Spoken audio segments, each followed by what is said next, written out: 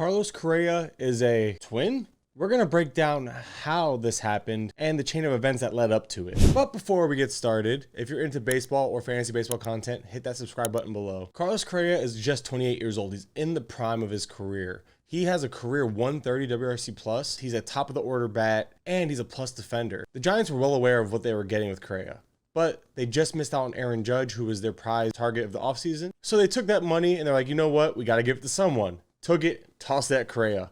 However, that did not materialize. The initial deal with the Giants was a 13-year, $350 million contract. The Giants are a team that have money to spend, have a need in the middle infield, have a need at the top of that lineup, and don't have any real minor league depth in the middle infield. The fit was absolutely perfect. Sure, you might not have liked those last few years, but you would have loved the next 5 to 6 years if you were a Giants fan. The physical was set for 12/19 with a news conference on 12/20 to announce his signing. For unknown reasons at that time, the Giants canceled the press conference. So at this point, we're all confused and all just...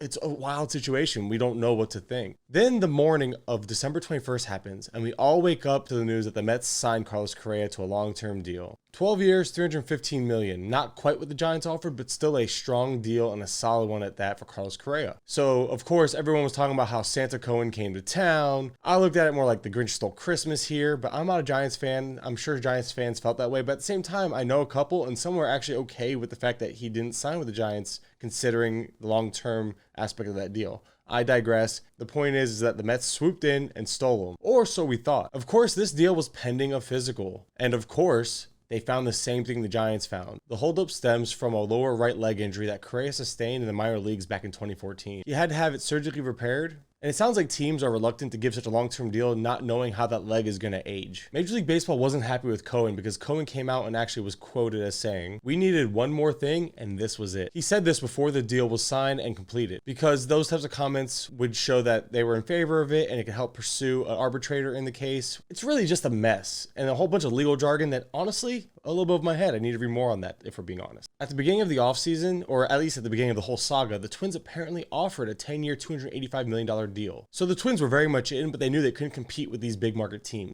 All that time has passed, and now he is a Twin on a vastly different deal. He signed a 6-year, $200 million contract, still pending that physical that we've seen hold up the rest of these deals.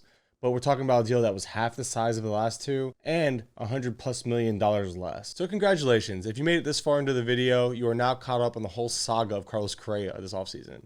And don't forget to like, comment, and subscribe on your way out. It goes a long way when helping this channel, so greatly appreciated. And until next time, I'm Mike with GTE Fantasy, and we'll talk soon.